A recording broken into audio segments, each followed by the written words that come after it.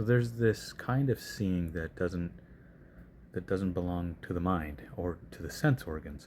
It's this seeing that doesn't belong to thought or to identity or even intention. It's this kind of pure seeing, and most people are unaware that this level of perception even exists. Excuse me.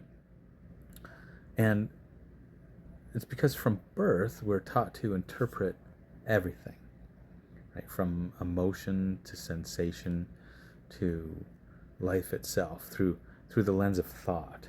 And that lens is cloudy because it's biased and it's limited. And it doesn't matter how intelligent you are. If you're perceiving only through the contents of the mind, you're not really seeing reality. You're seeing your version of it, right? Filtered through those lens of prejudice and bias. And so let's talk about this a little bit here. Because until you learn to observe your emotional states directly without running them through the filter of conditioning, you'll never be free, right? Not of suffering. You won't be free of reactivity or even self-division. So let's dig into this and go there together here. Let's explore what it means to observe emotion from the Atman, and this is from the space of this pure being. So when an emotion arises, let's say anger, for example, what typically happens? So there's an immediate surge in the body, right? There's heat, tightness, maybe tension in the jaw, a rush in the chest, or maybe a feeling in your stomach. And almost simultaneously, the mind jumps in to label it, to explain it, justify it, or even suppress it, right? It says it's because of him, or she shouldn't have said that, or I shouldn't be feeling this, or what's wrong with me. So now, pause and really look here. None of those are the emotion itself. They're thoughts about the emotion. They're interpretations, they're stories, narratives, projections, judgments. And this is really important. The moment you interpret the emotion, you are no longer observing it. You are inside of it. You're identified with it. And this identification is what leads to suffering. The mind is a really beautiful instrument, but it can't know the truth of who you are, because it only knows through comparison, through memory, through fragmentation. It says, this feeling is good, this one is bad, this shouldn't be happening, or this means I'm broken. But the Atman, this true self, it's not fragmented. It doesn't think, it doesn't judge, it just simply is. So, and it's not an idea. The Atman's not an idea. It's not a philosophy. It's just pure presence. It's that which watches without preference. It's that which sees without needing to act or conclude. And when you rest in the Atman, you realize something radical. It's that you are not the emotion. You are the space in which it arises. You are the open, unchanging awareness that sees it all come and go. So, how do we practically observe our emotions from this space? And this is what I invite you to try. Right now or the next time an emotion stirs. So first, pause immediately. Don't act. Don't speak. Just stop. Bring your attention to the sensation of the emotion itself. Not the story, not the narrative, not the idea of what it is, but the feeling. Where is it in your body? What does it feel like? Now drop into awareness itself. Notice the one who is aware of the sensation. Not a person, not a thinker, just presence. Now stay there. Witness the emotion like a passing storm. Just let it be. Don't touch it with thought, with ideas or concepts. Don't seek resolution. Don't seek meaning. Just stay with it. you'll begin to notice something extraordinary here. The emotion begins to unravel on its own, without suppression, without indulgence, without resistance, because the Atman doesn't resist. It doesn't need to.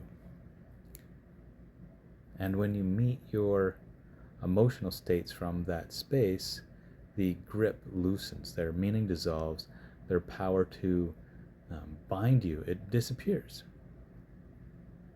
And some people might ask, but what about healing? Don't I need to understand where the emotion came from, or do inner child work, or therapy, or catharsis, or shadow work? And I want to say that there's nothing wrong with those things. They absolutely have their place, but ultimately healing happens most deeply not through analysis, but through seeing, through observing. The deepest healing is the seeing that you are not broken to begin with, that all emotional disturbance is the result of mistaken identity. You thought you were the mind, you thought you were the wounded child, you thought you were the story, but you are not. You are the one who sees, one who observes. You are the light in which the entire psyche is illuminated. And this light, this is your true self. The Atman, it needs no fixing, right? It's whole now. It's untouched by pain. It's silent, clear, steady, consistent. It's not reactive. It just simply is. And when you return to this, you just don't manage emotions. You transcend them without rejecting them, without suppressing, just through simple act of observation. So here's an example then. You're in a conversation and someone says something that triggers shame. So the old pattern is to constrict, to shrink, to overthink, to get defensive, or to lash out. But now you pause. Okay? You feel the sting of shame in your body, maybe in your chest or your throat. And you don't resist it. You don't explain it. You turn awareness towards it like a lamp illuminating a dark room. And you say inwardly, not in words, but in presence, just let it be. Just watch it. Just observe. You do nothing more. Just observe. And suddenly the shame is just a sensation. It's a cloud, a wave, because you are within the space of the observer, not entangled with the shame. So you just see it as something passing. It's not you.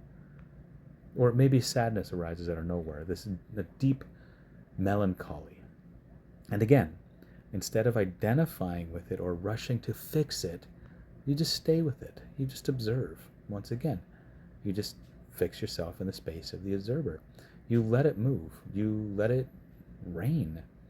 Let the Atman observe silently. No judgment, no commentary. And when you find yourself adding commentary, just step back again and just observe. Observe the commentary. Observe the pain. And when the mind tries to come in and say, like, what's wrong with me, right? What's happening? You just keep returning to that presence. And the story, it fades. And the emotion completes its movement, like a wave returning to the ocean. And it's not a one-time trick, right? It's a path. It's a shift in your entire relationship with emotion, with mind, with the self. And the more you abide as this witness, this Atman, the more you remain as that Atman, because you keep going back to it. And it's the more peace just arises naturally. And it's not the peace of escaping life. It's the peace of meeting life exactly as it is, moment by moment, without fear. And that's freedom. So I invite you to begin that today. Observe, not from the mind, but from the silent depth of what you truly are. Right? So when anger arises, just observe. When sadness stirs, just observe. When joy appears, just observe. You don't need to name it. You don't need to claim it. Just let it come and let it go. Like the sky doesn't cling to clouds. You don't need to cling to emotions. You are the sky. You're the Atman. And that realization is liberation here. Namaskar.